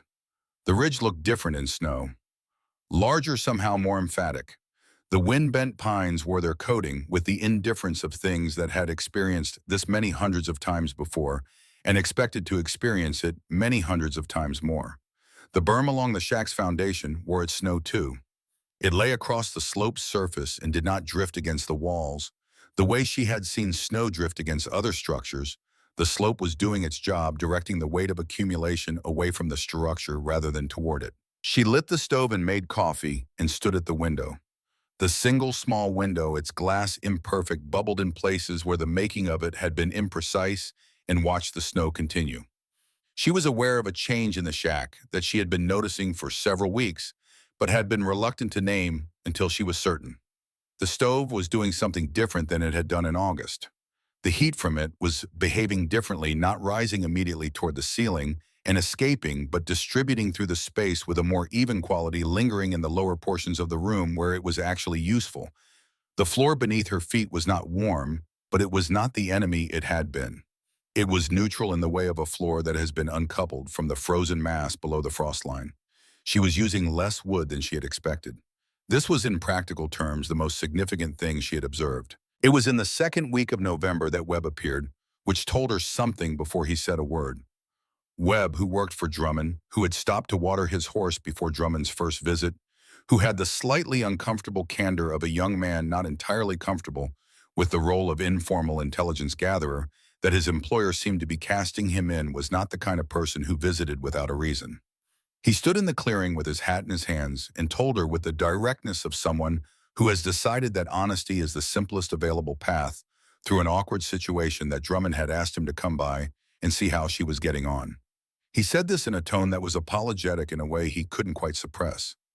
"I see," Ingrid said. "Would you like to come in?" He came in. She put coffee on. He sat on the stool near the stove and looked around the interior with the professional attention of someone who has grown up around building and construction and knows instinctively what to look for in a structure. She watched him look. She watched him look at the floor. She watched him look at the stove and at the relative warmth of the space around it, at the absence of the drafts that move through most structures of this type at this time of year in this territory. He was quiet for a while. "It's warmer than I expected," he said finally. "Then it should be, for what it is." He looked at the floor again. He was doing the calculation, the one that Drummond had not done or had not permitted himself to do.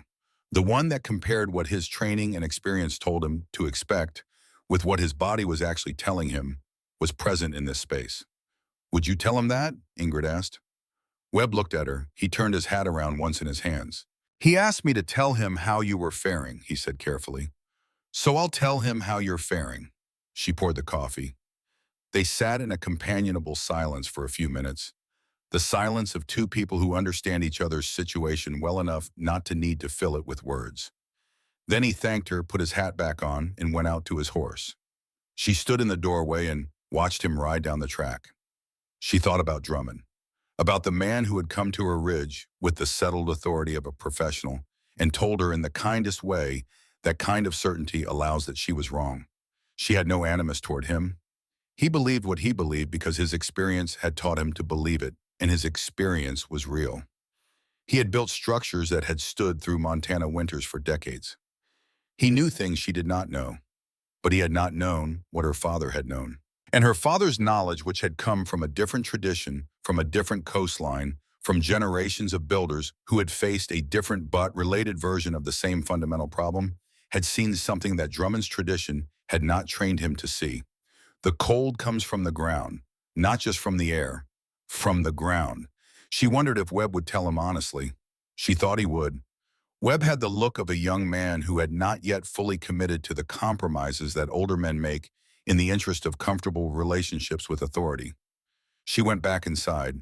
She put two more pieces of wood on the fire. She sat on the floor and opened her father's book and read the section on thermal mass for perhaps the fourth time, the part about the deep Earth's capacity to stabilize temperature over long periods, about the way it averaged the seasonal extremes into something moderate and livable, about the patience of stone and soil to absorb and release heat on timescales that individual winters were too short to disrupt. Outside, the November wind moved across Whisper Ridge with a new quality fuller, more committed, carrying in it the memory of the high peaks and the long, open country it had crossed to get here. The pines bent in their permanent lean. The snow on the berm shifted and settled and held. The stove ticked quietly in its corner. December arrived, and with it the full weight of a Montana winter asserting its authority over the landscape. Ingrid had chopped and stacked as much wood as she could manage. In the shortened days, the pile beside the shack now substantial enough that she had stopped doing the anxious arithmetic of days remaining versus logs remaining that had occupied her mind through October. She had spent time rechinking the worst gaps in the log walls, the work that Drummond had urged as the primary solution, which she had always intended to do alongside the trench work rather than instead of it. She had found clay deposits along the creek bank and mixed them with dry grass and worked the mixture into the gaps with careful persistence. The shack held the wind out better now. Not perfectly, but better. Petra came when the trail allowed it, which was not always. Some mornings the snow on the slope between Britta Falk's homestead and Whisper Ridge was deep enough and new enough that the path through it was not something a 9-year-old should navigate alone. But when the trail was clear, she came. She helped with small tasks and asked questions that Ingrid answered as completely as she could, because she had come to believe that the questions Petra was asking were not child's questions. They were the questions of a person whose intelligence was still finding the shape of itself and needed the exercise of real problems to develop properly. One morning in mid-December, Petra sat on the floor with a piece of charcoal and a flat board and drew from memory the cross-section of the thermal barrier, the trench, the straw layer, the pine needle layer, the earth cap, and the stable ground below the frost line, all rendered in rough but accurate proportion with small labels where she had learned the names of things. Ingrid looked at the drawing for a long time. "You drew this from what I explained to you," she asked. "And from what I saw," Petra said. "I wanted to understand all of it." Ingrid thought about her father. About a man who had carried a body of knowledge across an ocean and spent years looking for the right moments to pass it on to the right person in the right circumstances. About the way knowledge moved not through formal instruction, always not through school and textbook, but through attention and example, and the willingness to explain fully to anyone who asked with genuine curiosity. "Keep that," Ingrid said. Petra looked up. "Keep it and add to it. When you learn something new about how it works, add it to the drawing." A pause. "That's how my father kept his knowledge. He wrote it down so it wouldn't be lost." Petra looked at the drawing. Then she looked at Ingrid with an expression that was too complicated for 9 years old, which meant she was growing into it. It was on a morning in the second week of January, the 12th day of the new year, a date that Ingrid would remember for the rest of her life with the particular clarity of days that mark an before and an after, that she stepped outside at first light and stood very still. The air was wrong, not dramatically wrong, not the obvious wrongness of a storm already in progress. It was subtler than that, a quality she had no precise name for, a combination of temperature and humidity and barometric pressure, and the particular stillness of the wind that her body registered before her mind assembled it into language. The sky to the northwest, visible between the ridge line and the tree line, had a color that she had never seen before. Not gray, not the standard overcast of a normal storm system. Something between yellow and gray, a color that seemed to absorb light rather than reflect it, that made the landscape look simultaneously brighter and dimmer than it should. She stood in the cleared area in front of the shack and looked at that sky for a long time. She went inside and built the fire up higher than she usually did. She brought in as much firewood from the outside pile as the small space beside the stove could reasonably accommodate. She checked the water she kept in the large jug near the stove nearly full. She checked her food stores, which were adequate. She looked around the interior of the shack with the systematic attention of someone taking inventory of what they have and what they might need. Then she sat down and opened her father's book. She did not read it, she held it. The temperature outside dropped 3 degrees in the next hour. She felt it in the changing quality of the air that came through the imperfect seal around the door, the same slight chill arriving with more force than before. She added a piece of wood to the stove. She watched the fire through the small grate and thought about the ground beneath her floor, about the stable coolness she had felt when she pressed her palms against the trench walls 4 feet down, about the patient thermal memory of deep earth that her father had told her was reliable and which she had confirmed with her own hands. By noon, the wind had arrived. It did not arrive as a gust. It arrived as a wall, a solid physical presence that struck the shack with an impact she felt through the floor, through the walls, through everything. The sound of it was unlike anything she had heard in 4 months on the ridge. It was not the wind she had grown accustomed to, the constant companion of high ground that moved the pines in their permanent lean and found the gaps in the log walls and whistled through them. This was something categorically different. This was the sound of the atmosphere in motion at a scale that made the individual human structure, her shack, her careful work, her rebuilt berm, feel very small.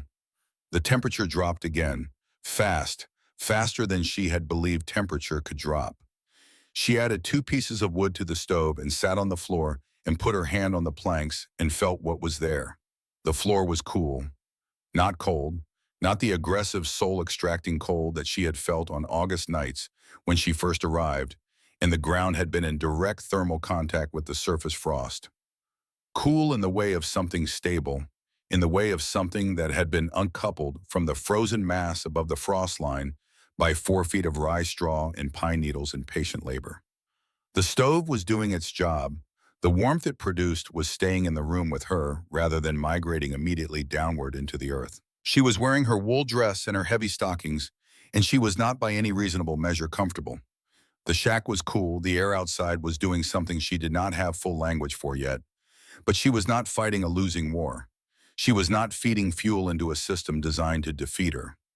She thought about Drummond, about his large competent hands and his beard and his certain voice telling her that the ground was just dirt, that the wind was the enemy, that she was spending the last good weeks of autumn on a project certified by his professional judgment as folly. She thought about his family in his masterfully built cabin in the valley below, about the stone fireplace he had constructed there, which she had heard described as the finest piece of interior masonry in Coldwater Gulch, about his wife and 3 children, whose names she did not know, gathered in the warmth of that fire tonight. She hoped they were warm. She put another piece of wood on the stove and picked up her father's book and read it from the beginning, from the first page, the way you read something important when you have time and silence and need to feel the full weight of it. Outside, the storm settled over Whisper Ridge with the complete annihilating commitment of something that has been traveling a long way to arrive and intends to stay for as long as it pleases. Inside, the fire burned. The floor held its neutral, stable temperature. The walls, imperfect, patched the work of trappers who had built for one night rather than one lifetime, kept most of the wind outside where it belonged. Ingrid read her father's words and listened to the storm and felt the ground beneath her floor, remembering the summer exactly as he had promised it would. The storm did not announce its end. It simply stopped the way great things sometimes do not, with a diminishing, not with a gradual withdrawal of force, but with a completeness that was almost more unsettling than the storm itself had been. 1 hour the wind was a solid presence against the walls of the shack, a constant roar that had become so much the texture of existence over the past 2 days that when Ingrid had stopped hearing it as sound and started registering it as atmosphere, as condition, as the basic fact of the world. And then it was not. The silence that followed was the kind that has weight. She sat up from where she had dozed near the stove, still dressed, her father's book closed on the floor beside her. The fire had burned down to coals. The interior of the shack held the temperature it had accumulated over 2 days of careful tending, not warm by any comfortable standard, but livable, which was a different and more important standard entirely. She could feel the difference between the air near the ceiling, which was warmer, and the air near the floor, which was cooler, and the floor itself, which was what it had been through the entire storm, cool neutral, neither warm nor aggressively cold. The ground beneath it had held. She rose and added wood to the coals and waited for the fire to catch. Then she put on her coat and her heaviest shawl and opened the door. The morning was extraordinary. The sky was a blue that seemed to have been achieved through some process of clarification, as though the storm had scoured the atmosphere clean of everything impure and left behind a color so intense and unmediated that looking at it directly required a conscious effort. The snow was deep, deeper than she had anticipated, deeper than she had framework for having never experienced a storm of this magnitude and duration in a single event. It had drifted against the north wall of the shack to a height well above her head, a smooth sculpted accumulation that in other circumstances might have been beautiful, and in these circumstances was simply an obstacle requiring assessment. The berm was buried. She could not see the slope of it under the uniform white, but she knew it was there intact beneath the snow, doing what it had been doing through the entire storm, maintaining the separation between the frozen surface world and the stable thermal layer below. She stood in the doorway for a long time looking at the landscape. 2 days. She had been inside for 2 days while the storm remade the world outside her door. 2 days during which she had slept and woken and tended the fire and read her father's book and eaten from her stores with the careful economy of someone who does not know exactly how long a situation will last. 2 days during which she had been in the most literal sense alone, cut off from everything beyond the ridge by walls of moving snow and wind that made visibility and travel equally impossible. She was alive. She was not frostbitten. She was not hypothermic. She had wood remaining in the pile inside. She had food remaining in her stores. She was by every measure that applied to a young woman alone on a north slope in the worst storm in Montana Territory's recent memory, entirely intact. She thought about what this meant for a moment, standing in the doorway, with the brilliant cold air moving into the shack behind her. Then she stepped back inside, closed the door, and made coffee. She allowed herself the small, private acknowledgement of what had been accomplished, taken alone in the quiet interior of a shack that the entire settlement of Coldwater Gulch had agreed would be her grave. She drank her coffee and looked at the floor. The sound when it came was not what she expected. She had been outside clearing snow from the area around the door, working methodically through the deep drifts with a wooden shovel she had made in October from a split plank and a trimmed branch. The work was cold and heavy and entirely necessary. The snow that had accumulated against the shack's walls would need to be managed carefully to prevent its weight from stressing the structure in ways it had not been designed to accommodate. She was focused on this work, her breath clouding in the crystalline air, her arms developing the particular ache of sustained effort in cold when she heard it. Footsteps. Irregular. Heavy. She looked up. At the edge of the clearing, where the track from the valley emerged from between the pines, a figure was moving through the snow. Moving was too organized a word for what she was seeing. The figure was pushing through the drifts with the effortful, deliberate determination of someone whose body has passed the point where movement is easy and has committed to continuing on the basis of will rather than physical capacity. He was large even at this distance, broad across the shoulders, the distinctive width of a man she recognized from the proportions alone before she could make out any detail of his face. Silas Drummond. He came across the clearing with his head down and his hands balled inside his coat, his beard visible now as he drew closer, encased in ice along its lower edge, the moisture from his breath having frozen during however long he had been outside, however far he had come through this. His face, when he raised it as he approached, was the color of old wax gray-white, and drawn the face of a man who has been in serious cold for too long and whose body is beginning to present him with invoices for the expense. But it was his eyes that she noticed first and remembered longest. She had seen many kinds of eyes in her 18 years. Eyes that were kind, and eyes that were indifferent, and eyes that were calculating, and eyes that held the specific flatness of people who have decided in advance how they feel about the person they are looking at. She had seen Drummond's eyes on the day he visited the ridge, professional. Eyes, certain eyes, the eyes of a man whose competence was so well established in his own mind that doubt was not an available state. Those were not the eyes looking at her now. What she saw in his eyes as he crossed the clearing toward her was something she did not immediately have a name for and then did.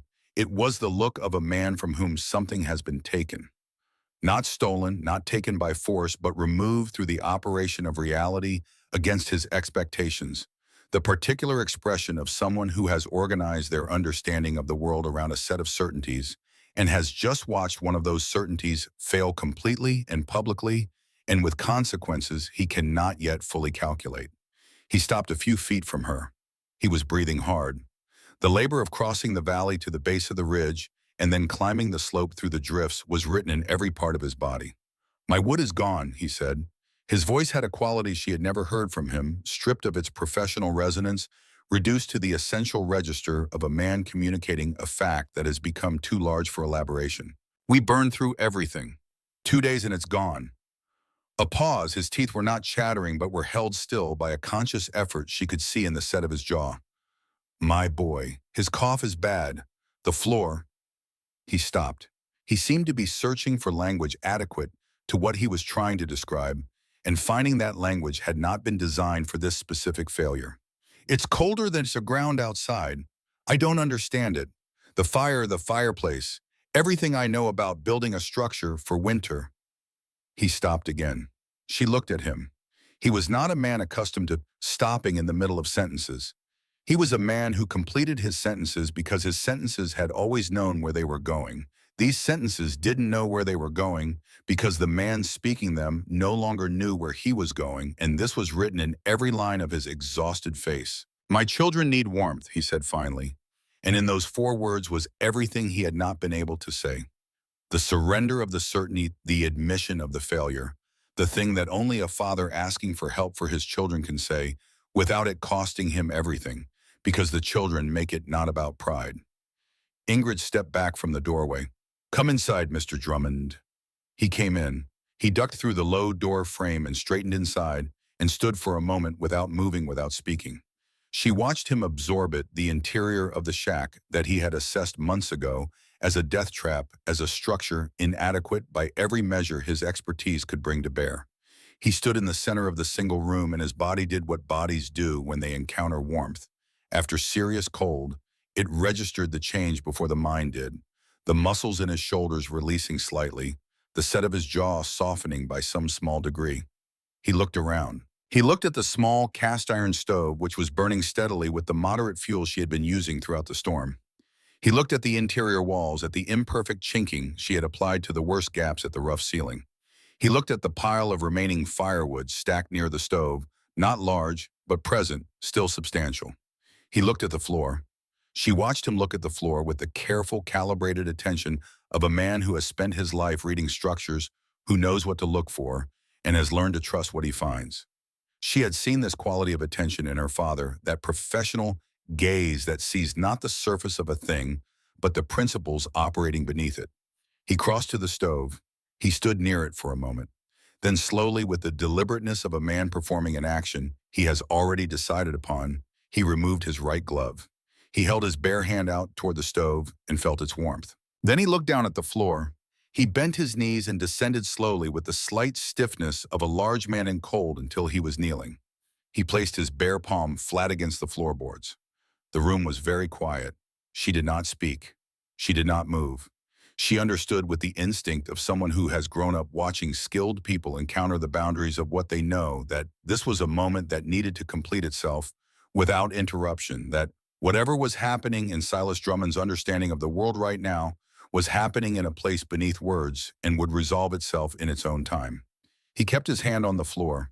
She had read enough of her father's descriptions to know what he was feeling, or rather, what he was not feeling. He was not feeling the aggressive cold of a floor in direct thermal contact with frozen earth, the cold that reached up through the wood and pulled warmth from whatever touched it with the steady, patient efficiency of a vast refrigeration system that never switched off. He was not feeling what his own floor felt like tonight, what it had felt like for the 2 days of the storm, what it would feel like every night from November through March, in a structure built the way every structure in Coldwater Gulch was built, sitting on the land, connected to it, subject to whatever the earth did in January in this part of the world. He was feeling instead of floor, a floor that was cool in the way of any wood surface in winter, but which did not reach for him, which did not take, which sat between him and the earth below with a genuine neutrality, asking nothing from his body in exchange for the contact. He stayed there for a long time. When he finally looked up, the expression on his face was one she had not seen before on anyone, and she suspected she would not see it often in the course of her life because it required a specific combination of intelligence and honesty that was not common. It was the expression of a man who has encountered the edge of what he knows and is looking over it without flinching. How, he said, the single word, not a full question, not yet just the word that opens the space where a question will eventually form. Ingrid put the kettle on the stove. She sat down on her stool and she looked at him, still kneeling on the floor with his bare hand resting on the wood, and she thought about what her father would have said, about how he would have answered. She had heard him answer questions like this many times over the years. Questions from people who had encountered something in his work that didn't fit their model of how things should work, who came to him with the specific confusion of people who are competent in their field and have found a case their competence doesn't cover. He had never made those people feel small for not knowing. He had considered that a waste of an opportunity to give someone something useful. The ground in winter is not passive, she said. Most people think of it as just the surface you build on inert neutral. But frozen earth is a heat sink. It has an almost limitless capacity to absorb warmth, and it's in direct contact with the underside of every floor in this valley. She looked at the floor between them. Every fire that burns in every cabin in Coldwater Gulch is fighting on two fronts: the air, the wind, the drafts, the cold coming through the walls, and the ground. The second front is an invisible. Nobody talks about it, but it takes more heat than the first front does, and it never stops taking. Drummond was listening with his whole body. She could see it, the quality of attention that a skilled person brings when they have recognized that they are hearing something real. The trench separates the floor from the frozen layer, she continued, not from the ground entirely, from the frozen part of it. Below the frost line, the earth holds a stable temperature through the whole year. It remembers the heat of summer and holds it insulated from the surface by the depth above it. She paused. The straw and the pine needles fill the trench with pockets of still air. Still air doesn't conduct heat, it holds it. So the patch of ground directly beneath this floor is not frozen. It's not warm, but it's stable. And a floor resting on stable ground doesn't steal your heat. It just sits there and lets you be warm. Drummond rose slowly from the floor. He moved to the stool she gestured toward and sat on it, and he looked at the stove, and she could see him doing what she had watched her father do, running calculations, testing the explanation against his experience, finding the places where it fit, and the places where it required him to revise something he had previously assumed was settled. He was quiet for several minutes. The kettle began to steam. "The frost line," he said finally. "You went below it. 4 feet along the full perimeter and 2 feet out from the foundation." He nodded slowly. "And the material? You used what? Straw, rye straw primarily, and pine needles for the outer layer. Both of them hold air. The air is the insulator." She poured water into 2 cups. "My father described it as the same principle that keeps a bird warm, not the feathers themselves, but the air trapped between them." Drummond looked at his hands. At the right hand, which had rested on her floor, and found it cool rather than cold, neutral rather than predatory. He turned it over as though reading something in the palm. "I built the best cabin in the valley," he said. It was not a boast. It was a statement of fact being re-examined. Stone fireplace, tight log work, the best wood in the county for the floor joists. A pause. "My children huddled in the middle of the room for 2 days with every blanket we own. My wife's hands," he stopped. "The floor, I couldn't understand it. The more wood I burned, the stronger the draw up the chimney, the colder the air it pulled in from outside." He looked at her. "I was feeding the problem." "The better the fire, the stronger the convection," Ingrid said. "The chimney draws warm air up and out, and the house pulls cold air in to replace it. More fire means more draft, means more cold air entering. The fire is fighting itself." She wrapped her hands around the cup. "And the whole time the floor is conducting whatever warmth reaches it straight down into the frozen earth." He was quiet for a long moment. Outside, the extraordinary silence of the post-storm world continued, the absolute stillness of a landscape buried in snow where even the wind seemed to be resting after its exertion. Your father taught you this, Drummond said. It was not quite a question. He left me a book. He had written down everything he wanted me to know. She looked at the book where it rested near the stove. He was a stonemason. He worked with foundations his entire life. He understood the relationship between a structure and the ground it stands on better than anyone I ever knew. A pause. He learned it from builders in Denmark on the coast, people who had been fighting cold and moisture for generations and had found solutions that the builders here hadn't needed yet, or hadn't known to look for. Drummond looked at the book. He did not ask to see it, which she respected. There was something in his manner that understood that the book was a private thing, a correspondence between a dead father and a living daughter, not a technical manual available for general consultation. Your father, he said, was a wiser man than I knew to look for in this territory.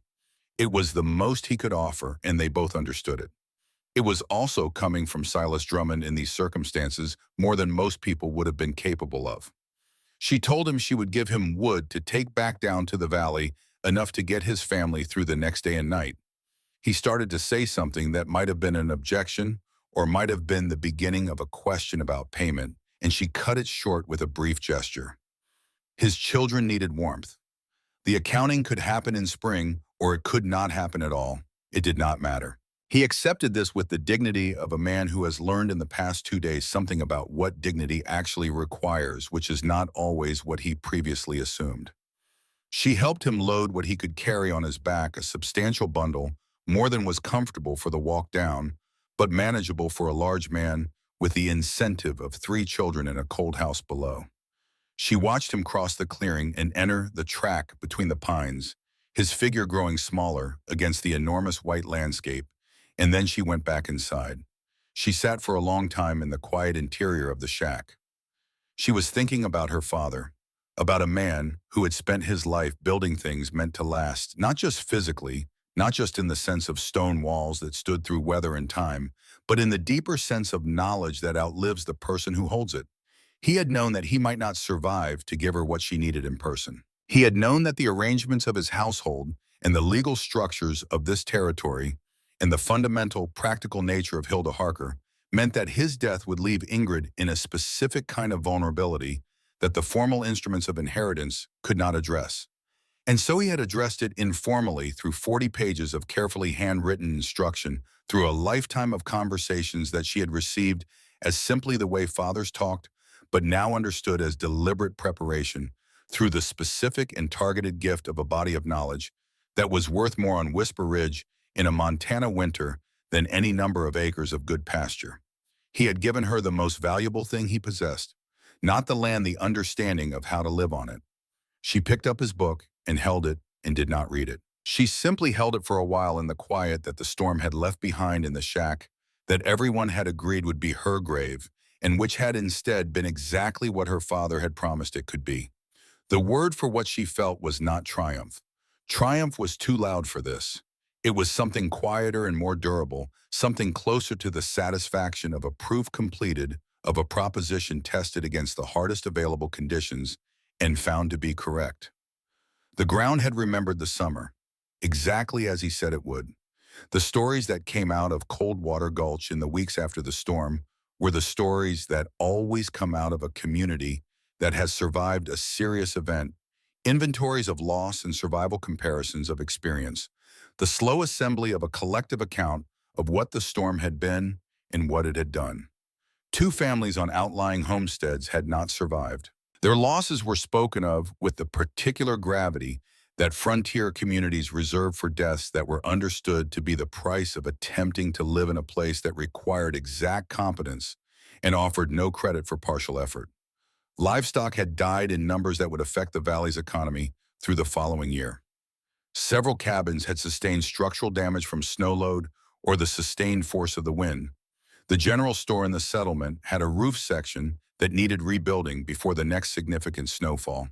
And then the other story began to circulate in the way that true and interesting things circulate in small communities, not in a single account told in a single place, but in fragments and asides, in the details that emerged from separate conversations and assembled themselves into a coherent whole through the collective processing of a community trying to understand what it had experienced. Silas Drummond, the master builder, the man whose opinion on matters of structure and shelter had carried the weight of professional authority throughout the valley, had spent the worst storm in recent memory, unable to keep his own family warm, despite the best materials and the finest craftsmanship the territory offered.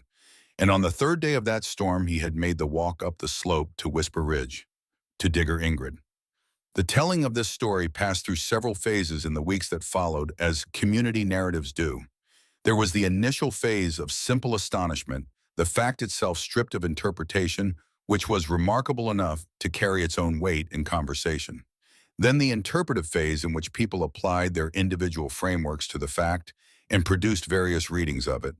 And then gradually a third phase that was quieter and more durable than the others. People began asking questions. Not the rhetorical questions that had attended her project from its beginning, the questions that were really expressions of opinion that carried their conclusion in their framing. Real questions, the kind that wanted answers. What exactly had she done? How did it work? What was the trench for?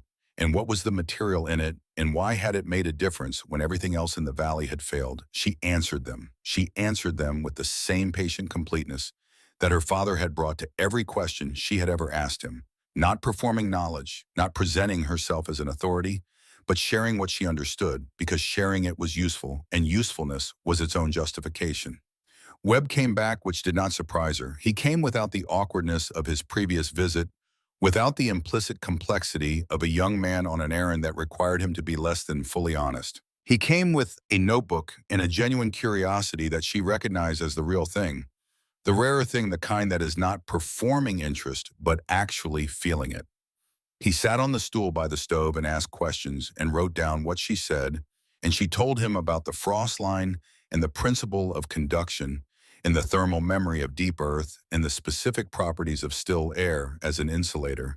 And she showed him the cross-section drawing that Petra had made, which she had hung on the wall with a strip of pine.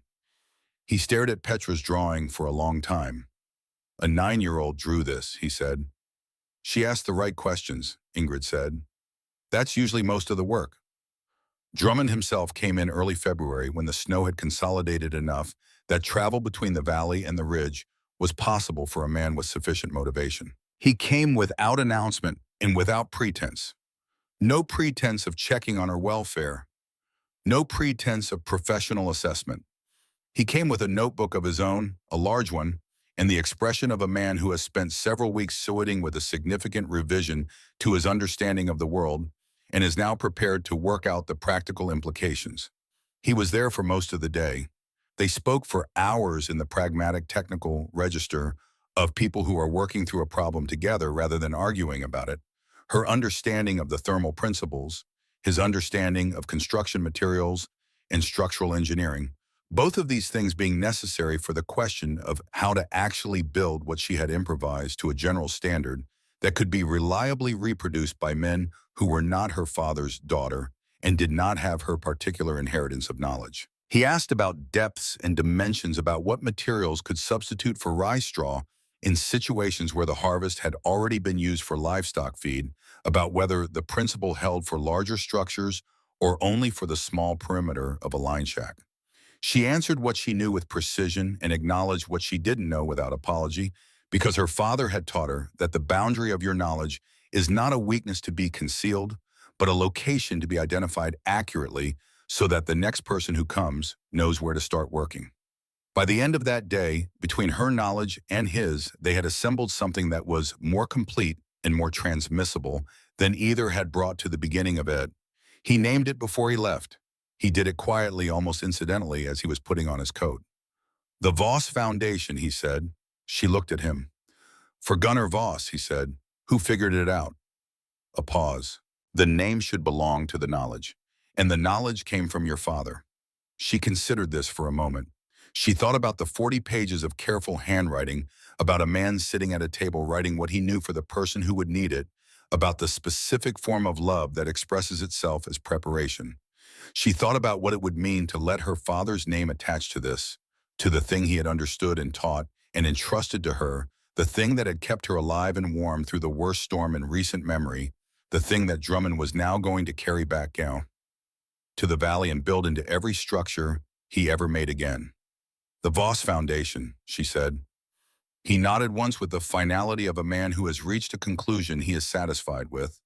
Then he went out into the February afternoon and made his way down the slope toward Coldwater Gulch. Spring came to Whisper Ridge with the gradual and unhurried quality of seasons that have been earned rather than simply arrived at.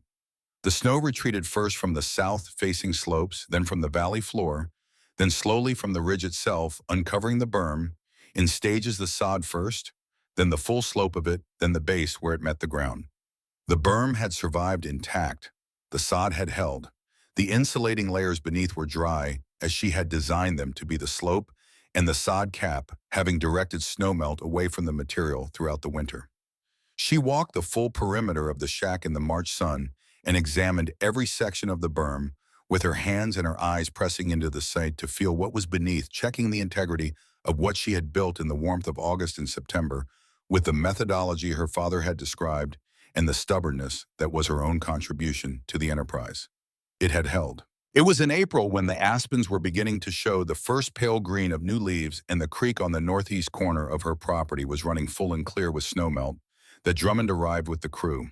There were 6 of them men who worked for him, who had built with him for years, whose skill with wood and construction she could see in the way they moved through the landscape, assessing it, reading it, their professional attention, making an inventory of what they encountered. They brought tools and materials, and they brought the notebook that Webb had filled during his winter visits to the ridge, and they brought the modified set of specifications that Drummond and Ingrid had assembled in February. They were not there to work on her property. Drummond had spent the weeks since his February visit doing what master builders do, organizing, planning, allocating resources. He had gone to 12 families in the valley and told them what he was going to do and why, and all 12 families living in the memory of the January storm, in the residual physical experience of 2 days on floors that were indistinguishable from the frozen earth below them, had agreed. He had made a decision of the kind that defines what a person actually is beneath their professional identity. He had decided that the most important thing he could do with the spring was not build new structures. There were commissions waiting. There were always commissions waiting for the best builder in a growing territory, but to retrofit existing ones. To apply what Gunnar Voss had understood to the 12 homes where families had spent the worst storm in recent memory, losing the fight with their own floors. He arrived at Whisper Ridge first. He told her this without making a significant point of it. He said simply that he wanted her to watch the first installation to correct anything that deviated from the design to ensure that what was built matched the principle rather than merely the outward form of what she had done. He said this in the matter-of-fact tone of a professional acknowledging a colleague's expertise. She spent 3 days on the ridge watching the crew work. She answered questions when they had them and made 2 corrections and said nothing when what they were doing was correct, which was most of the time. Drummond watched her as much as he watched the crew with an attention that had none of its original professional assessment in it, something different now, something more like a man who has discovered that his map of the territory was missing a significant feature and is revising his understanding of the entire landscape accordingly. On the 3rd day when the first section of the retrofit was complete, he stood beside her and looked at the work and said without preamble, "I've been thinking about the other cabins in the valley. The ones built before I came here, the older ones with the worst foundations." A pause. "There's 20 years of substandard construction that's going to kill people in bad winters. Not all at once, but over years in 1s and 2s. He looked at her. "This needs to be a standard, not a special modification for the structures unlucky enough to need help. The way every new building is done." "Then make it so," she said. He did. That spring, Silas Drummond did not build a single new structure. He led his crew from property to property across the valley and retrofitted 12 existing cabins before the summer was out. He documented everything, depth materials, the specific modifications required for different foundation types, the adjustments needed for structures of different sizes. He wrote it down in a form that another builder in another valley could pick up and follow. The following year, no new home was built in Coldwater Gulch without the Voss Foundation as a standard element of its construction. Not because Drummond required it, he was not a man who legislated, but because every family in the valley had experienced one winter with it and one winter without it, and the comparison required no commentary. Boyd Harker came to the ridge one final time that spring. He came alone on a clear April morning when the new grass was showing through the remaining patches of snow on the slope. He rode up the track and stopped at the edge of the clearing and sat on his horse for a long moment looking at the shack with its completed berm at the year-round creek visible through the trees on the northeast corner of the property, at Ingrid, standing in the cleared area watching him. He did not produce any documents. He did not make any offers. He looked at the property with the expression of a man recalculating, recognizing that the sum he arrived at the previous autumn was not the sum that the property actually represented, and understanding that the opportunity to acquire it at any price had passed, without his being fully aware that it was passing. He turned his horse and rode back down the slope without speaking. Ingrid watched him go without feeling anything she would have called satisfaction. She felt instead something simpler and more useful, the recognition that what she had built was hers completely and irrevocably, not because the law said so, though it did, but because she had earned it in the specific way that things are earned when you put your hands into the actual ground and build your understanding from that depth upward. She began planning the new house that summer. Not the line shack had done.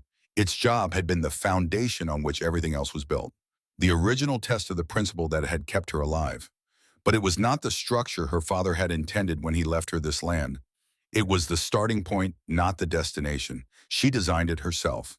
She used her father's book as the foundation of her understanding, and Drummond's knowledge of construction materials as the practical supplement, and she drew plans on paper that she had bought from Colfax's office, working at the small table in the shack on winter evenings, with the lamp burning and the stove maintaining its new reasonable warmth, and the floor beneath her quiet and cooperative. The new house was stone and timber, her father's materials. She understood stone from a lifetime of watching hands that understood it from conversations about its character and behavior that she had received as a child without knowing she was receiving anything except her father's company. She drew the foundation deep as the principle required, with the insulating skirt incorporated not as a modification, but as an intrinsic element of the design, not something added to a conventional structure, but something present from the beginning, the way good foundations always are. Drummond helped. He brought his crew for a week in the second summer, and what they built together in that week reflected both of their contributions, her understanding of the thermal principles and his mastery of the materials and their construction. The stone walls rose with the precision her father would have recognized. The timber work had the quality of Drummond's long experience. The foundation was Gunnar Voss's gift made permanent. Petra came every day during the construction. She was 10, now growing toward 11, and the questions she asked were not a 9-year-old's questions anymore. She asked about load distribution and foundation depth, about the thermal mass of stone versus timber, about the relationship between wall thickness and insulation. She drew constantly the new house as it rose, the details of the construction, the cross-sections that she was beginning to render with the accuracy of someone who has made a serious study of the subject. One afternoon, watching Petra sketch the foundation cross-section with a precision that made Drummond's own apprentice look over her shoulder with undisguised interest, Ingrid thought about her father sitting by a fire in Denmark, telling a young girl about houses built on the edge of the cold gray sea. About knowledge traveling across an ocean in the mind of a stonemason who had not yet imagined the daughter he would eventually prepare for a ridge in Montana Territory. About the distance between where knowledge begins and where it eventually arrives in the series of human decisions to pay attention to, write things down, to hand them on, that determined whether it survived the journey. She thought about the line shack and the trench and the rye straw and the pine needles. About the night she had first pressed her palm against the floor and felt the deep earth's cold reaching through. About the morning she had chosen a shovel instead of an axe.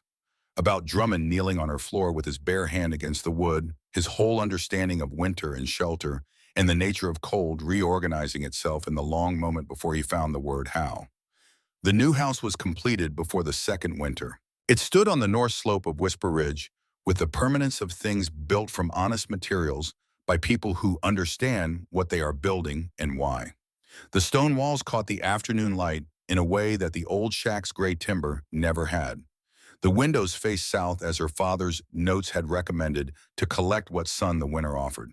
The Voss foundation wrapped the full perimeter, incorporated from the base up deeper than anything else in the valley, insulated with materials that Drummond had sourced and improved upon, not straw and pine needles alone, but a refined system that built on the original principle with the additions that experience and professional knowledge had suggested. The floor on the first cold morning after completion was what her father had promised. Cool, neutral, present without predation. She stood on it in the early morning of the 1st October, a year after the great storm, and felt the ground beneath it doing what deep ground does, holding its stable temperature indifferent to the surface cold, patient with the confidence of something that has been doing this for longer than anyone has been here to observe it. On the mantelpiece of the new house, in the place that a mantelpiece is designed to hold the things that matter most, she placed two objects. Her father's book, its dark leather cover worn soft by a year of daily handling, and Petra's first drawing, the rough charcoal cross-section that a 9-year-old had made from memory and observation on a winter morning, the layers of the thermal barrier rendered in careful proportion the annotations in a child's deliberate hand. Two versions of the same knowledge, one inherited, one learned. Drummond came by that November, as had become his custom, stopping on his way between properties to exchange information about the season's building and the performance of the foundations his crews had installed across the valley. He stood in the main room of the new house and looked around it with the comprehensive attention of a builder encountering work that he understands at a professional level and is assessing honestly. He was quiet for a while, the way he was quiet when he was thinking something through rather than when he had nothing to say. "You know," he said finally, "I've been building in this territory for 22 years. I've built 140 structures." He looked at the floor. "I never thought about the ground. I thought about the walls, the roof, the fireplace, the wood." A pause. "The ground was just what you built on." Ingrid said nothing. "Your father understood something I didn't," he said. "In 40 years of work, he understood something I never thought to look for." He looked up from the floor. "That bothers me less than it used to, because now I know it. Now everyone building in this valley will build with it, and the people who live in those buildings won't have to spend January on the floor with every blanket they own, wondering why the fire isn't helping." He paused. "That's because you stayed, because you dug." The November afternoon light was going flat and golden through the south windows. Outside, the ridge was bare of snow, still a few weeks from the serious cold, the aspens stripped and the pines in their permanent lean, and the creek audible in the distance, running clear as it ran every month of the year, feeding the northeast corner of 40 acres that everyone had agreed were worthless. "My father stayed too," Ingrid said. "He stayed in the knowledge. He kept it." She looked at the book on the mantelpiece. "I just carried it to where it was needed." Drummond put on his coat and hat. He paused at the door. "The Voss Foundation," he said. "It'll outlast us both." He went out into the November afternoon, his boots on the new porch boards making the sound of a large man moving with the deliberate confidence of someone who knows where he is going, and Ingrid stood at the window and watched him cross toward the track between the pines. Then she turned back to the room, to the stone walls and the deep foundation in the floor that did not steal, to the book on the mantelpiece and the drawing beside it, to the 40 acres of North Slope that the land records of Coldwater Gulch described as being of limited agricultural value, and which she knew to be something else entirely. Petra arrived an hour later, as she often did in the late afternoons, coming up the track from the valley with her satchel over her shoulder and her notebook inside it. She came in without knocking, which was the arrangement they had arrived at without discussing it, and she sat at the table and opened her notebook and looked at Ingrid with the direct, interested gaze of someone who has come to continue a conversation that never quite ends. "I've been thinking," Petra said, "about whether the principle works the same way for larger structures.